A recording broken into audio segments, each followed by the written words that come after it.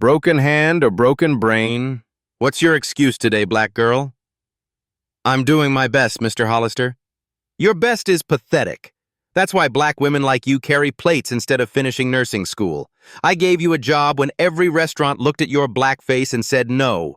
This is how you repay me? Bridget Sullivan stood frozen, broken hand in a dirty cast, 3-kilogram tray trembling on her good arm. I'm sorry, sir. Move your black ass to table 7, now. She walked away.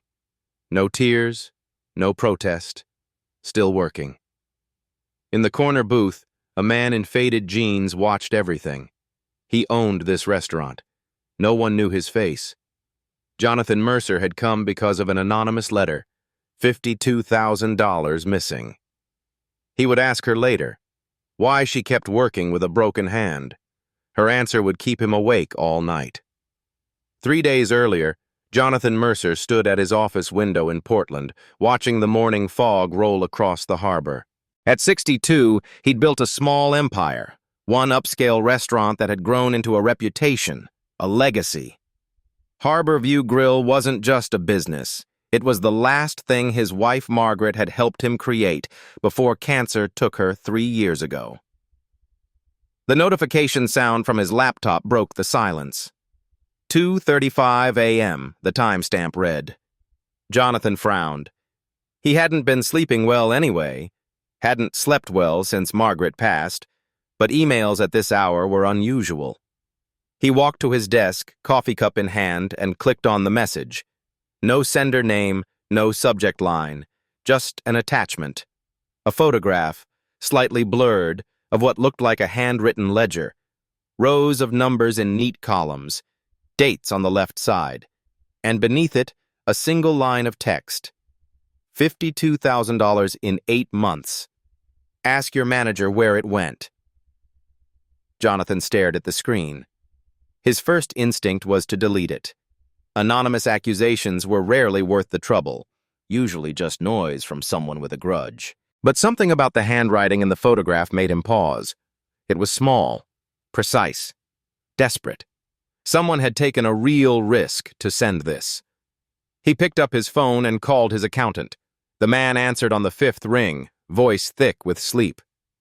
Mr. Mercer, it's almost 3 in the morning. I need the tip reports from Harborview for the last 8 months. Everything Ray submitted.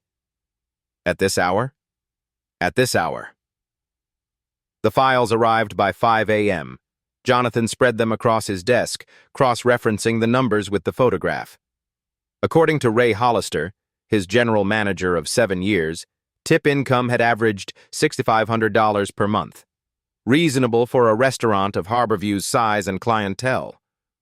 But the anonymous letter claimed the real number was 40% higher. Jonathan leaned back in his chair. The math didn't lie.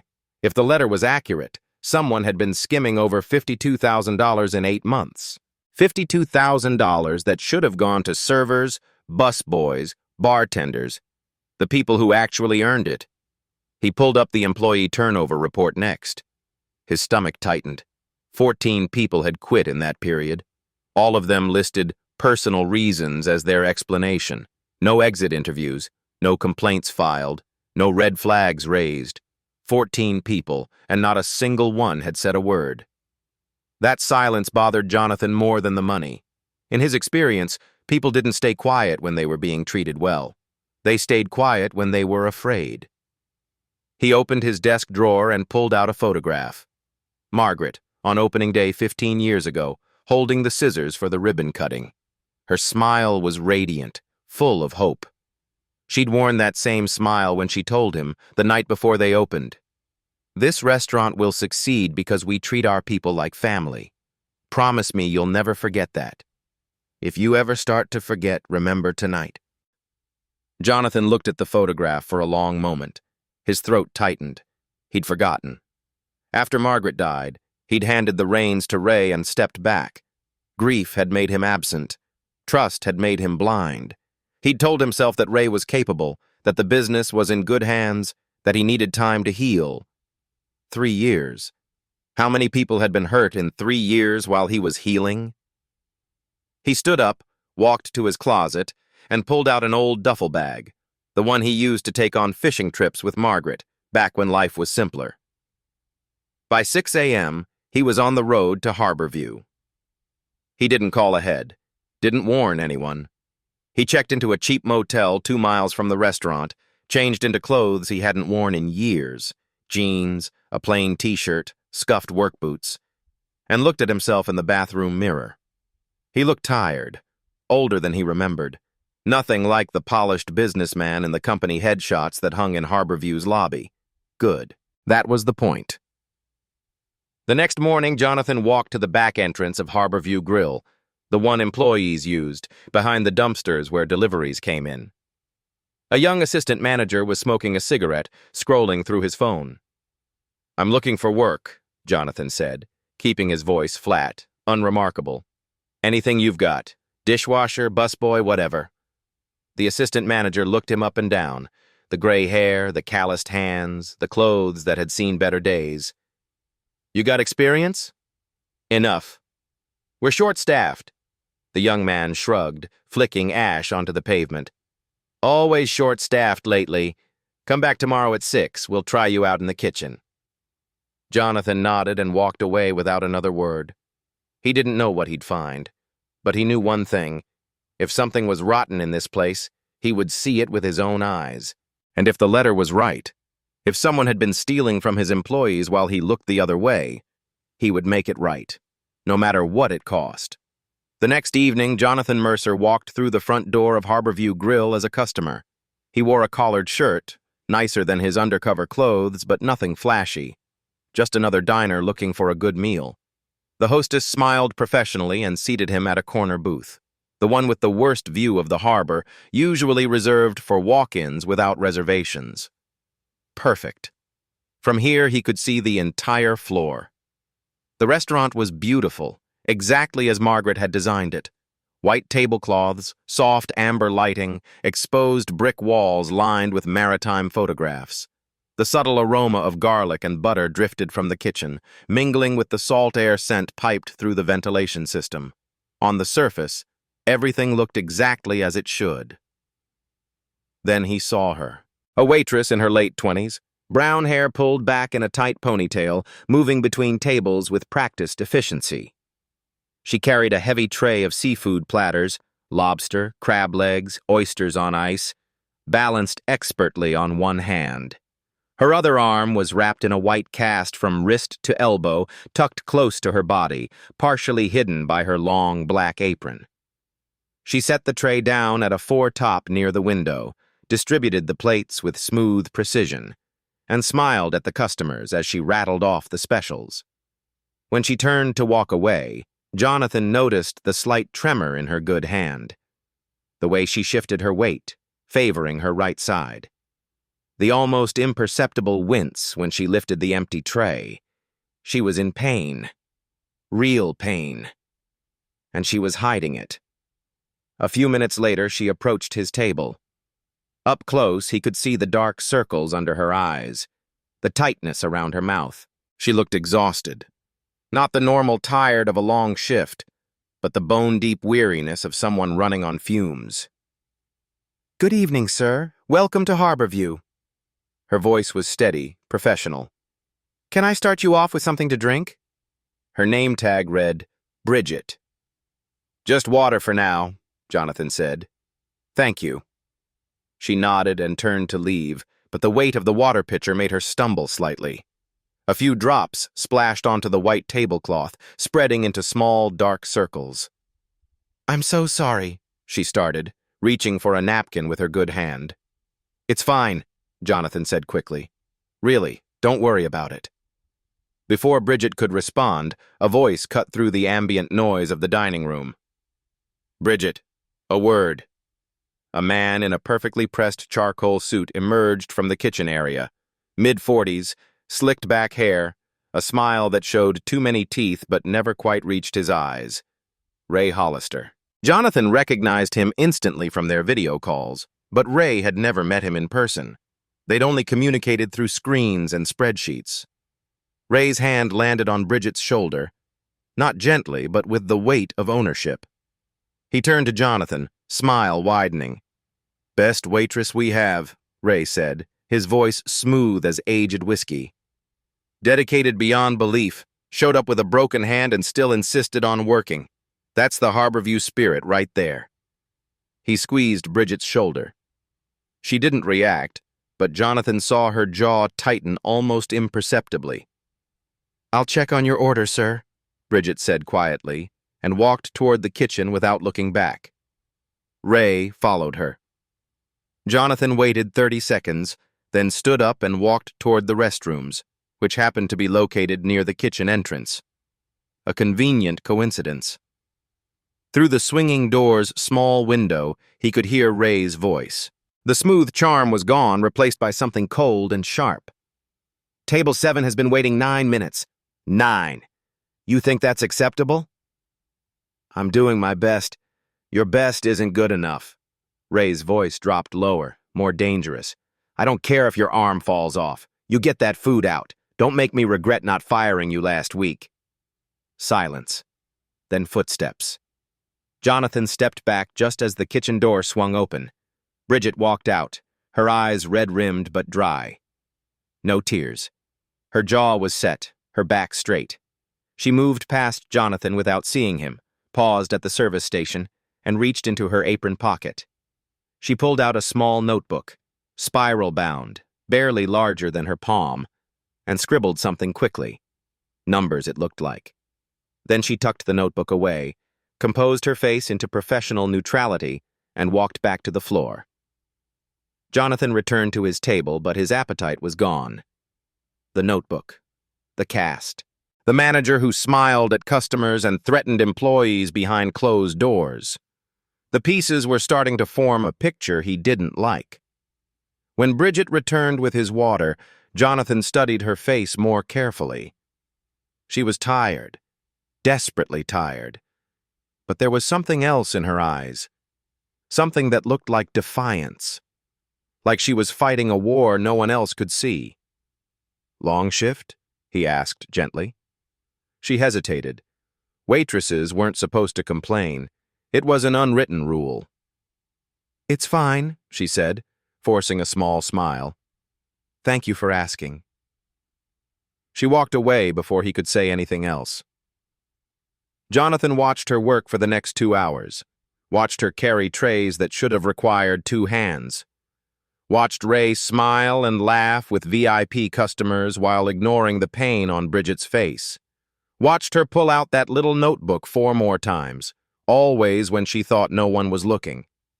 "What are you writing?" he wondered. "And why are you hiding it?"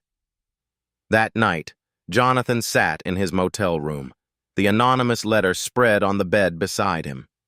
The handwriting was small, careful, slightly shaky, like someone writing quickly, afraid of being caught.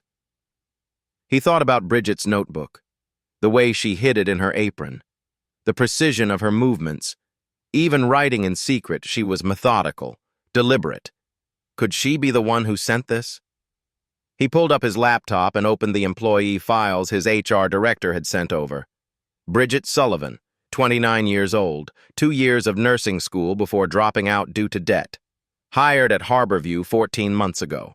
No complaints filed. No disciplinary actions.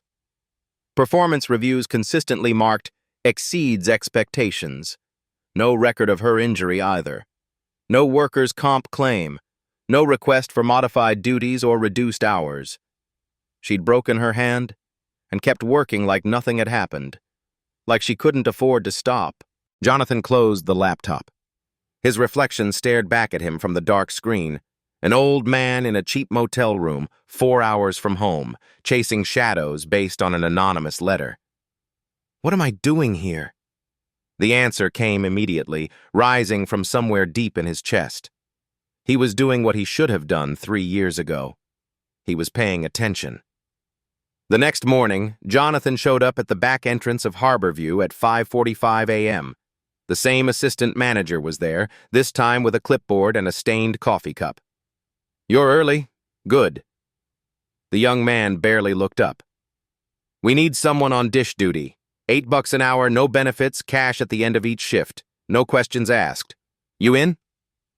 I'm in. They handed him a threadbare apron and pointed him toward the industrial kitchen.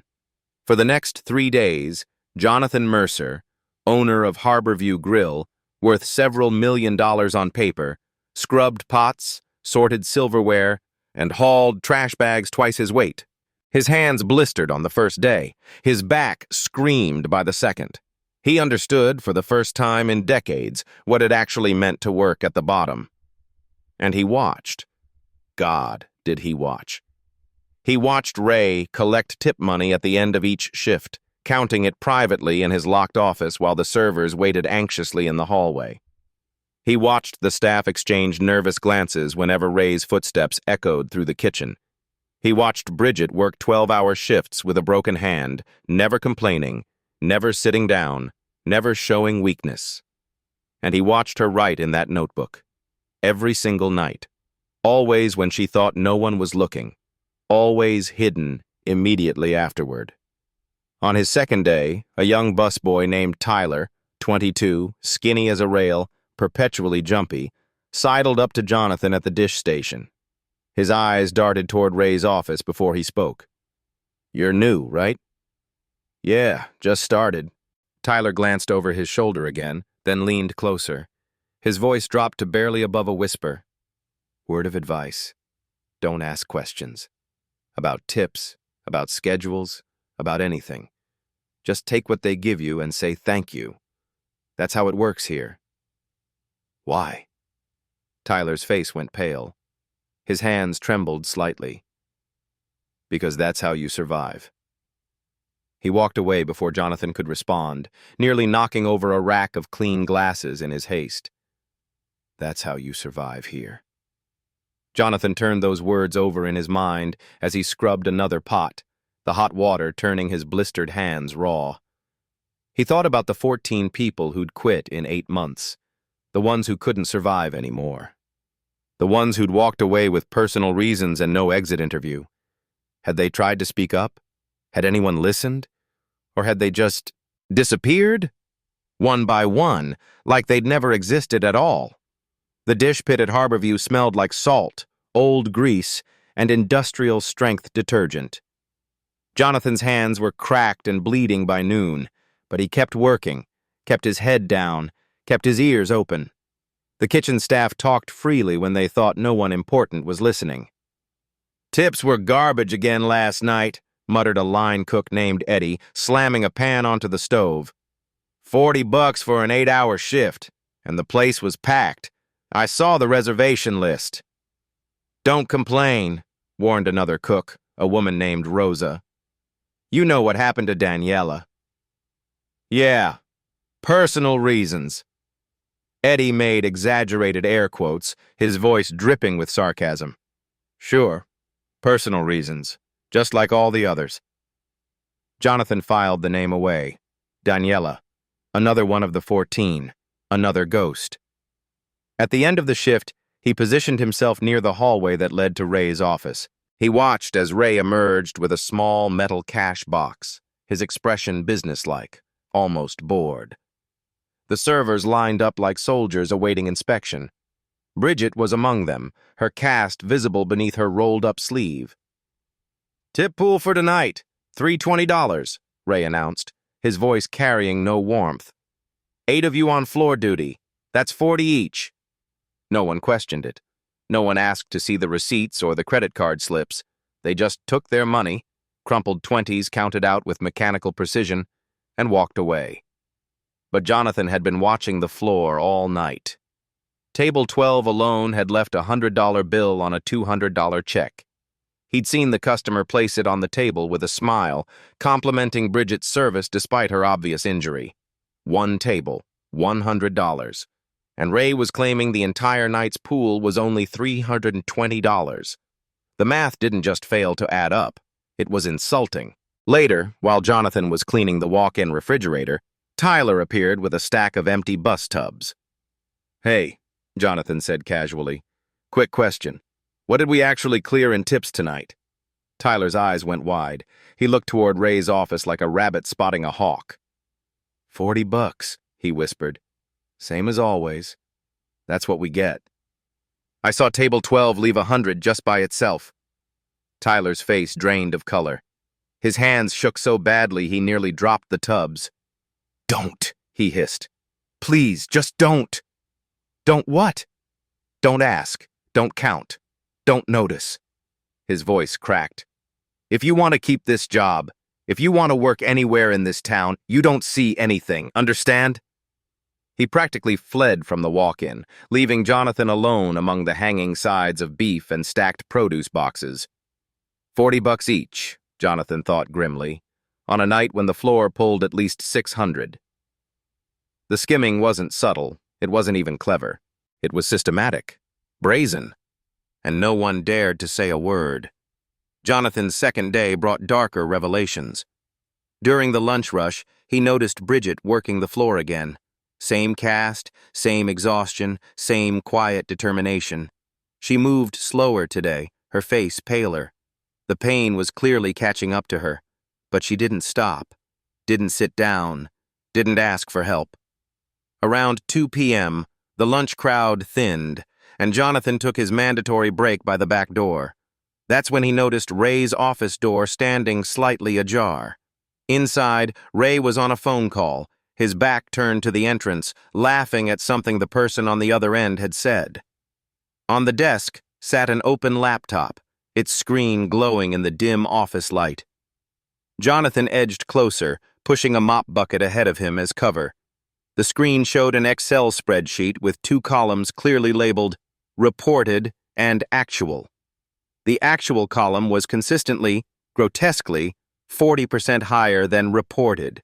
$52,000. The letter was right. Every word of it.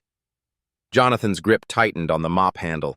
He wanted to storm in there, slam the laptop shut, drag Ray out by his expensive tie. But he forced himself to pull back, to keep moving, to pretend he'd seen nothing. He needed more. He needed to understand the full scope. And he needed allies.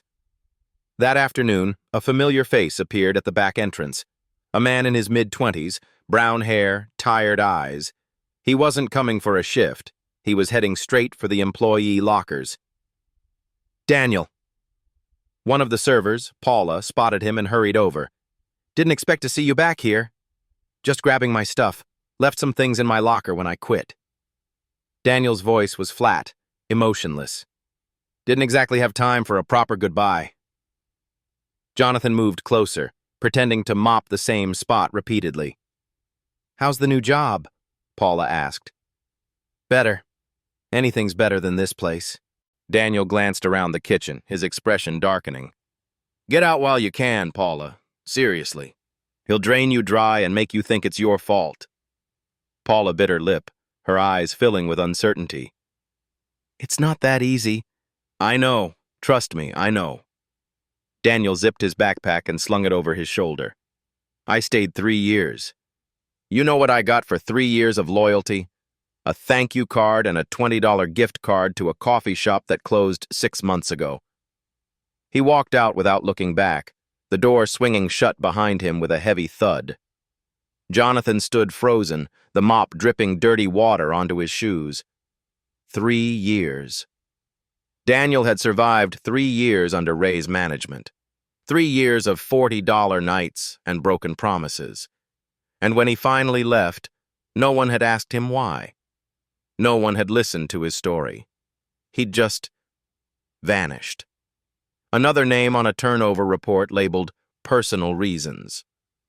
The third day brought everything to a head. Jonathan arrived early and stayed late, watching, waiting, documenting everything he saw in his own mental ledger.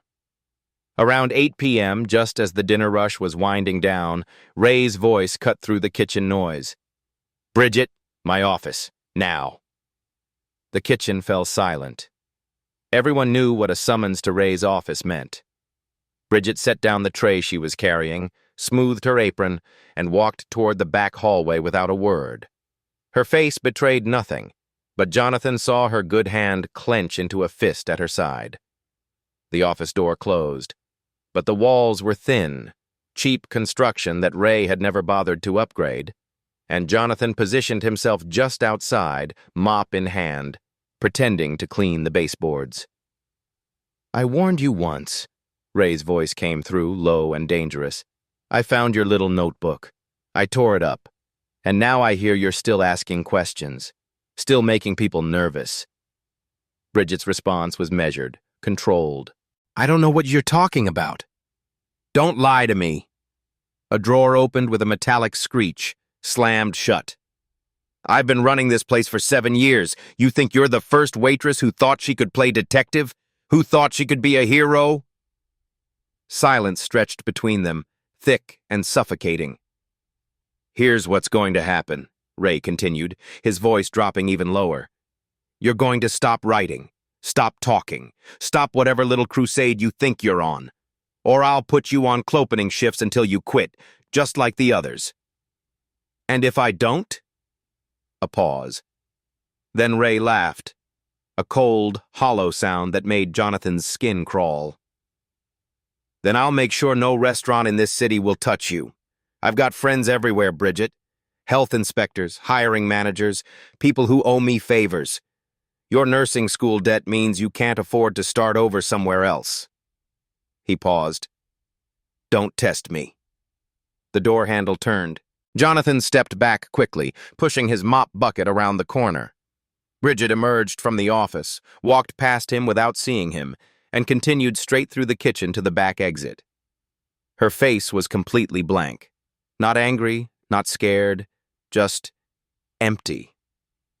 But Jonathan noticed something else. Her apron pocket, where she usually kept the notebook, was flat. Empty. Ray had taken it. Destroyed it. Just like he'd threatened.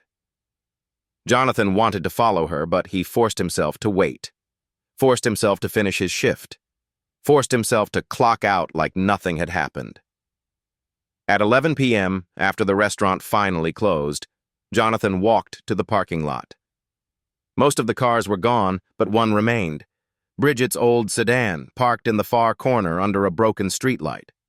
The dome light was on inside, and in its dim glow, Jonathan could see Bridget sitting behind the wheel, hunched over something in her lap. She was writing, in a new notebook. She didn't give up, Jonathan realized, a strange mix of admiration and heartbreak flooding through him. He destroyed her evidence, threatened her livelihood, and she's still fighting. He watched her for 10 minutes. 15. She didn't start the car, didn't drive away, just kept writing, page after page, her pen moving with furious determination. Finally, Jonathan made a decision. He couldn't wait any longer. He couldn't watch from the shadows while this woman fought alone. He walked toward her car. Bridget's head snapped up when Jonathan knocked on her window. Her hand flew to the door lock, her body tensing for flight. Wait, Jonathan said, keeping his voice low, non-threatening. I'm not here to cause trouble, please. She stared at him through the glass. The dishwasher, the new guy, the old man who asked too many questions. Her eyes were red-rimmed, her cheeks tear-stained, but her jaw was set with stubborn determination. Slowly, reluctantly, she lowered the window 2 inches. What do you want? I saw Ray tear up your notebook yesterday, Jonathan said. Through the wall. I heard everything. He paused. And I saw you start a new one tonight. Bridget's face went pale. Her hand moved instinctively to cover the notebook in her lap. I don't know what you're talking about. I think you do. Jonathan hesitated, then took the plunge. I also think you're the one who sent an anonymous letter a few days ago. To the owner of this restaurant. Bridget stopped breathing. Her eyes went wide, then narrow, cycling through fear and suspicion in rapid succession. A letter, Jonathan continued carefully, with a photograph of a ledger, and a number, $52,000. For a long, terrible moment, neither of them spoke. The parking lot was silent except for the distant rumble of highway traffic and the buzz of a dying fluorescent light somewhere nearby. Then, slowly, Bridget unlocked her door. Get in. Jonathan sat in the passenger seat of her car, surrounded by the smell of old upholstery and stale coffee. Fast food wrappers littered the back seat. A parking permit from some long-ago hospital rotation hung from the rearview mirror. "How did you know?" Bridget asked, her voice barely above a whisper. "About the letter?" The handwriting, small, careful, like someone writing in secret, afraid of being caught. He met her eyes, like someone who learned to document things precisely. Medical charting, maybe. Bridget let out a shaky breath. "I didn't know if he'd even read it. The owner, I mean. I've never met him. Nobody here has. Ray handles everything. He's the face of this place. For all I knew, the owner didn't care what happened to us." "Why didn't you sign it?" "Because if Ray found out I'd sent it, I'd be gone before anyone could investigate. Fired for some made-up reason. Blacklisted from every restaurant in the city." She laughed bitterly. "He's done it before. To better people than me." Jonathan nodded slowly. "But you made copies of your notebook." Bridget stared at him. "How did you... You were in nursing school. You know how documentation works, how evidence works. No one keeps records that detailed without a backup." For a moment, Bridget didn't move. Then, slowly, she reached under her seat and pulled out a manila folder, thick, worn at the edges, stuffed with photocopied pages. "I made copies every week," she said quietly. "Kept them in my car. Ray never knew." Jonathan took the folder. His hands trembled as he opened it. Each page was meticulous. Dates, table numbers, customer totals, tips received versus tips reported.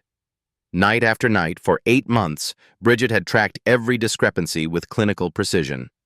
The total at the bottom of the last page, $52,000. "This is incredible," Jonathan breathed. "It's evidence," Bridget said flatly. "I was 2 years into nursing school before I had to drop out. I know how to chart, I know how to document. Every number in there I can swear to under oath." "Why?" Jonathan looked at her, really looked at her for the first time. "Why go through all this? The risk, the fear, the broken hand? You could have quit, found another job, walked away." Bridget met his gaze. Her eyes were exhausted, but beneath the exhaustion, something burned, fierce and unbreakable. "You think I'm here for the money? For myself?" She shook her head slowly. "I'm here because 11 other people are still inside that building. 11 people who are too scared to say anything, too broke to quit, too beaten down to fight back." She paused, and when she spoke again, her voice cracked with emotion she'd been holding back for months. "If I leave, who will be the witness? Who will remember what happened to them?" Jonathan couldn't speak. The words hit him like a physical blow, driving the air from his lungs. He thought about the 14 who'd already left. The personal reasons on their exit forms. The gift cards to closed coffee shops. The silence that swallowed them whole. Bridget had stayed. While everyone else ran, while everyone else gave up, while her own hand was broken and her job was threatened, she had stayed, not for herself, for them. "Thank you," Jonathan said finally, his voice rough, "for sending the letter." Bridget frowned. "You still haven't told me who you are." Jonathan hesitated. He could tell her now, end the mystery right here. But something held him back. He needed time to think, to process, to plan. "Someone who needed to see this for himself," he said. "I'll be in touch. Soon." He stepped out of the car and walked back toward the motel, the folder tucked under his arm, her words echoing in his head. "If I leave, who will be the witness?" Back at the motel, Jonathan lay on the bed, staring at the water-stained ceiling. The folder of evidence sat open beside him, 52 pages spread across the comforter like pieces of a damning puzzle. 12:30 a.m. Sleep wouldn't come. "If I leave, who will be the witness?" He kept hearing her voice, kept seeing her face. Exhausted but unbroken. She'd stayed when everyone else left. She'd documented crimes when everyone else looked away. She'd risked everything for people who would never know what she'd done for them. And what had he done? He'd signed checks and read reports and trusted the wrong person for 7 years. 2:00 a.m. Jonathan opened his wallet and pulled out Margaret's photograph. Opening day. That radiant smile. The scissors in her hand. Promise me you'll never forget. If you ever start to forget, remember tonight. He'd forgotten. For 3 years he'd forgotten. And his people had paid the price. 4:35 a.m. Jonathan stood up, bones aching, eyes burning. He hadn't slept a single minute. He picked up his phone. "This is Jonathan Mercer. I need a complete backup of Ray Hollister's laptop. Every file, every folder, every hidden spreadsheet. Before 9 a.m. And don't tell anyone, especially not Ray." He hung up and dialed again. "Get your team ready. We're going to need documentation for a termination, and possibly a criminal referral." The sun was rising over the parking lot when he finally set down his phone. His body was exhausted, but his mind was razor sharp. He knew exactly what he was going to do. 7:00 a.m. Bridget Sullivan arrived at Harborview Grill early, as she did every day. The parking lot was nearly empty, just her old sedan and a black SUV she didn't recognize parked near the employee entrance. She was reaching for the back door when a voice stopped her. "Bridget?" She spun around. The dishwasher, the old man from last night, stood a few feet away. But something was different. He was wearing a tailored suit now, charcoal gray, perfectly fitted. His posture had changed. He held himself like someone used to being in charge. "Who are you?" Bridget asked, her hand frozen on the door handle. Jonathan stepped closer. The morning light caught the gray in his hair, the lines around his eyes. "Last night you asked who would be the witness, who would remember." He paused. "I've been remembering all night. I didn't sleep." "What are you talking about?" "You sent that letter because you hoped the owner would care. You didn't know if he would. You'd never even met him." Jonathan extended his hand. "My name is Jonathan Mercer. I own this restaurant. And you don't have to be a witness alone anymore." Bridget didn't move. Her face cycled through confusion, disbelief, and finally, understanding. Her eyes filled with tears she'd been holding back for months. "I didn't know," she whispered. "I didn't know if anyone would come." "I came," Jonathan said quietly, "and I'm sorry it took so long."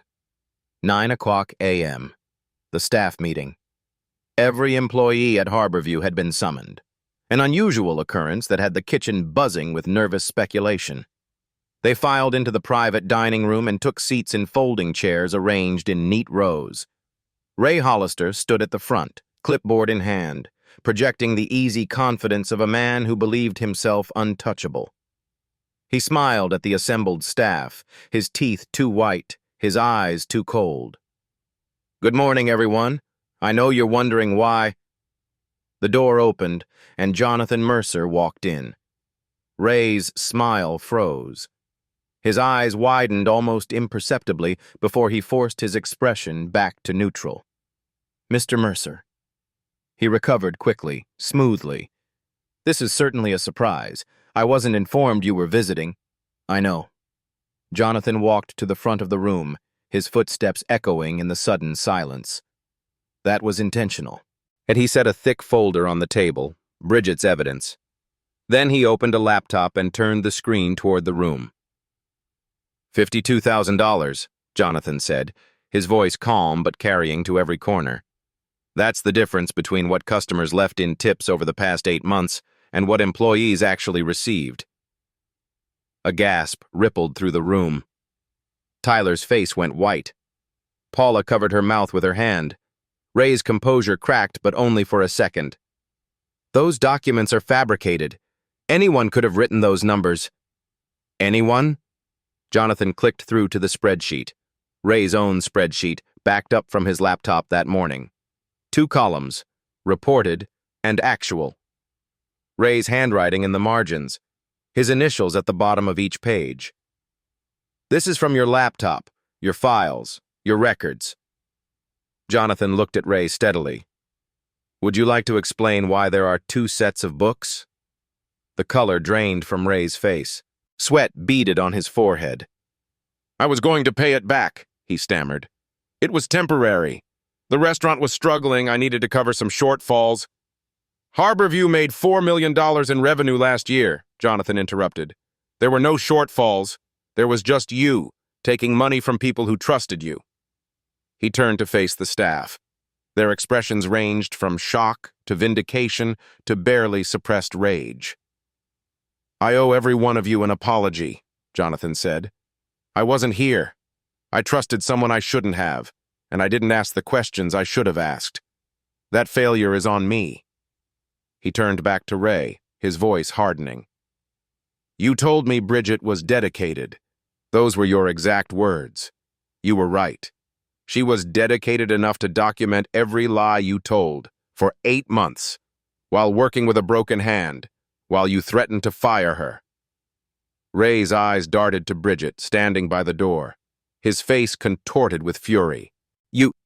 Security is waiting outside, Jonathan cut him off.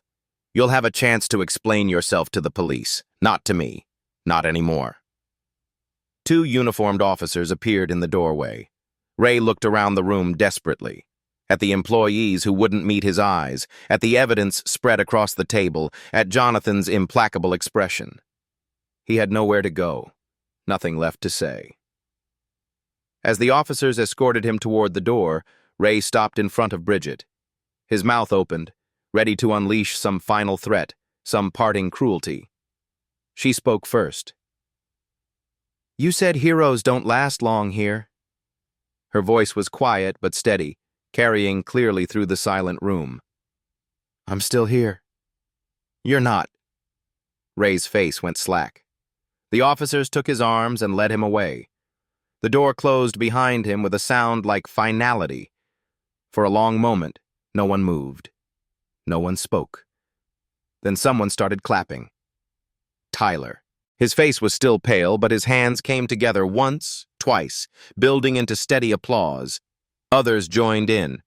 Paula, Eddie, Rosa, the line cooks and busboys and servers who had suffered in silence for years. Bridget looked down, embarrassed by the attention. Jonathan walked over to her. You stayed when everyone else left, he said, loud enough for the room to hear. You didn't do it for money or recognition. You did it because it was right. That's rare, and I won't forget it. 1 week later, Harborview Grill held its first genuine staff meeting in years. The private dining room had been rearranged. The long rectangular table was gone, replaced with chairs arranged in a circle. No head of the table, no hierarchy of seating. Jonathan took a seat among the servers and cooks, deliberately positioning himself as one of the group rather than above it. Before we start, he said, looking around the circle, I want to address what happened and what's going to change. Not just personnel, the whole system. He pulled out a folder, this time filled with checks. The $52,000 that was stolen from you is being returned. Every server, busboy, and bartender who worked during those 8 months will receive their fair share. If you're not here anymore, we're tracking you down. Murmurs of disbelief rippled through the room. Tyler leaned forward, his eyes wide. That's real? You're actually giving it back? It was always yours. Jonathan handed the first check to Bridget. You documented everything. You made this possible. Bridget took the check with trembling hands, but she didn't look at the amount. She looked at the people around her. Tyler, Paula, Eddie, Rosa, all the others she'd stayed to protect. It's not about the money, she said quietly. It never was. The door opened, and a familiar figure stepped into the room. Daniel, the former employee who'd told Paula to get out while you can. He stood in the doorway, uncertain, a backpack slung over one shoulder. I got a call, he said, his voice hesitant. From Mr. Mercer. He said I should come. Jonathan stood up. Daniel, you worked here for 3 years. You gave this place everything, and when you left, no one asked why. No one listened to what happened to you. He paused. I'm listening now. Daniel's jaw tightened. Old pain flickered behind his eyes. No, he said quietly. They didn't listen. They never did. I want to change that. Jonathan gestured to an empty chair. I'm not asking you to come back as a server. I'm asking you to come back as assistant manager. You know what this place was. Help me make it what it should be. The room held its breath. Daniel looked around, at the faces of former colleagues, at Bridget's steady gaze, at the checks being distributed around the circle. Finally, he nodded. I thought when I quit, I lost, he said. Turns out I was just waiting for the right person to speak up. He looked at Bridget. She looked back. A silent acknowledgement passed between them. Two people who'd fought the same battle from different angles, finally standing on the same side. Jonathan turned to Bridget next. I have something else. But first, I need to ask, will you stay? Bridget blinked. Stay? Not as a waitress. As floor supervisor. You'll manage front-of-house operations, scheduling, training, customer relations. You'll report directly to me. No middle managers, no gatekeepers. And you'll have full authority to address problems before they become crises. I don't have experience managing. You have something better. Jonathan's voice was firm. You have integrity. You're the only person in this building who didn't look away when things went wrong. That's not just anything. That's everything. He reached into his jacket and pulled out a small box. Inside lay a leather notebook, rich dark brown, supple and expensive, with gold lettering engraved on the cover. Bridget Sullivan, Harborview Grill. Last time, Ray destroyed your notebook because he was afraid of what you'd written, Jonathan said. This one has your name on it. Write whatever you want. Document whatever you see. And this time, everyone will read it. Bridget took the notebook with trembling hands. Her fingers traced the letters of her name. Real, permanent, acknowledged. You know what I'm going to write first? She said, her voice thick with emotion. The names of everyone Ray forced out, 14 people. They deserve to be remembered. Jonathan nodded. Then remember them. That's your first assignment. The next hour was spent laying out the new systems, not rules imposed from above, but frameworks built together.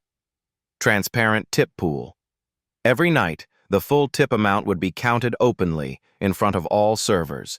No private offices. No trust me math. Everyone would see the total and verify their share. Open door policy. Any employee could email Jonathan directly. No gatekeepers, no retaliation. No going through managers who might have their own agendas. Mandatory exit interviews. No one would ever leave Harborview with just personal reasons again. If someone quit, management would find out why and document it. Anonymous feedback system. Like Bridget's letter, but official. A secure channel for employees to report problems without fear. Every submission reviewed monthly. These aren't just policies, Jonathan said, looking around the circle. They're promises. And if I break them, I expect you to hold me accountable. That's what this notebook is for. He gestured to Bridget. She'll be watching, and so will all of you. After the meeting, the employees filed out slowly, many stopping to shake Jonathan's hand or exchange quiet words with Bridget. The atmosphere had shifted, still cautious but no longer afraid. Hopeful, maybe. For the first time in years. When the room was empty, Jonathan walked to Ray's old office. The desk had been cleared, the laptop confiscated as evidence, the personal effects boxed up and removed. He reached into his pocket and pulled out Margaret's photograph. For a long moment, he just looked at it. Her smile, her eyes, the scissors in her hand, ready to cut the ribbon on their shared dream. He set the photograph on the empty desk, facing the door. "I forgot what you told me," he whispered. "But someone reminded me. I won't forget again." He stood there for a moment longer, alone with the memory of his wife. Then he straightened his jacket, walked out of the office, and rejoined his team. There was work to be done. 3 months later, Harborview Grill was transformed.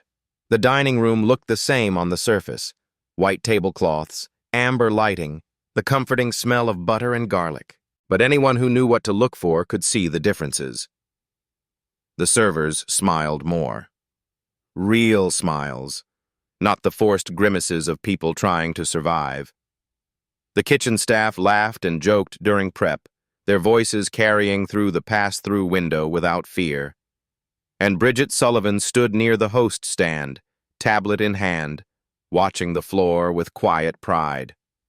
Her cast was gone, had been gone for 2 months now. The bone had healed cleanly. She wore a new name tag: Bridget Sullivan, floor supervisor. A young server named Amanda, hired 3 weeks ago, was struggling with a complicated order at table 6. The customers had modifications on 4 different dishes, dietary restrictions, an allergy to shellfish. Amanda's hands were shaking, her face flushed with panic. In the old days, Ray would have descended on her like a vulture, berating her in front of everyone until she either quit or learned to hide her mistakes. Bridget walked over calmly, casually, like she was just passing by. "Hey, take a breath. What's the problem?" "Table 6. They want substitutions on everything, and there's an allergy, and I can't remember which dish has the cross-contamination risk." "It's okay." Bridget pulled out her notebook, the leather one with her name on it, and flipped to a page of quick reference notes she'd compiled. "Here, I made this for exactly this situation. Shellfish allergens, cross-contact risks, safe substitutions. Write it down first, then enter it in the system. You'll get faster with practice." Amanda exhaled shakily. "Thank you. I'm sorry, I should know this by now. Stop." Bridget's voice was firm but kind. "You'll make mistakes. Everyone does. I made mistakes when I started. The difference is how we handle them. Here you won't be punished for asking questions. You'll be helped." Amanda nodded, wiped her eyes, and returned to her table with renewed confidence. At 10 p.m., after the dinner rush wound down, the staff gathered in the break room for tip count. It was a ritual now, transparent, communal, almost ceremonial. Bridget counted the bills and coins while everyone watched. No private offices, no closed doors. $680 tonight, she announced. 8 servers on floor duty. That's $85 each. Tyler, still there, no longer jumpy, finally starting to relax, counted his share carefully. $85. He looked up at Bridget with something like wonder. "That's more than I made in 3 days under Ray," he said quietly. "Sometimes I still can't believe this is real. It's real." Bridget handed him his money. "And it's yours. It was always supposed to be yours." Tyler nodded slowly. The fear that had lived in his eyes for so long was finally, truly gone. In its place was something new: trust. The front door chimed and Jonathan Mercer walked in. He came by once a week now, not to inspect or manage, but to eat, to be present, to remind himself what Harborview was supposed to feel like. "Mr. Mercer," the hostess smiled warmly. "Your usual table?" "Please. Thank you, Carmen." He sat in the corner booth, the same one he'd occupied on his first night undercover, and watched the restaurant hum around him. The servers moved with confidence. The kitchen staff worked in harmony. The customers laughed and lingered over dessert, comfortable in a way they couldn't have articulated but definitely felt. Bridget approached his table a few minutes later, a slight smile playing at her lips. "Still checking up on us, boss?" "Not checking." Jonathan returned the smile. Just eating. And maybe remembering. Remembering what? Why I started this place. He paused, his expression softening. You reminded me, when I'd forgotten. Bridget's smile faded into something more serious. You came when no one else would. That's what I remember. We came for each other, Jonathan said. That's what this place was always supposed to be. Margaret knew that. I just lost sight of it for a while. Bridget nodded. Then she pulled out her notebook, well worn now, filled with 3 months of notes, ideas, observations, and names, and showed him the first page. 14 names. The people Ray had forced out. The ones who'd left with personal reasons and $20 gift cards. I tracked them all down, she said. 3 came back to work here. The rest, at least they know someone remembered. Someone cared enough to write their names down. Jonathan looked at the list. Some names he recognized from old HR files. Others were strangers, but each one represented a person who'd been hurt, and a promise that it wouldn't happen again. Thank you, he said quietly. For what? For staying. When everyone else left, you stayed. Bridget tucked the notebook back into her apron and smiled. A real smile, unguarded and warm. Someone had to be the witness. I'm just glad I didn't have to be one alone. Late evening. The restaurant had closed an hour ago, but Bridget Sullivan was still there. She sat alone at a corner booth, the leather notebook open in front of her. The first page still held those 14 names, the people who'd been forced out, the ones she'd refused to let be forgotten. But tonight, she turned to a fresh page. She wrote slowly, deliberately, the pen moving across the paper with careful purpose. This notebook isn't for me anymore. It's for everyone who stayed silent because they thought no one was listening. I'm listening now. I'll keep listening, and I'll keep writing. She paused, reading the words back. For 8 months, she'd written in secret, documenting injustice in a little spiral notebook that Ray had torn to shreds. She'd kept going anyway.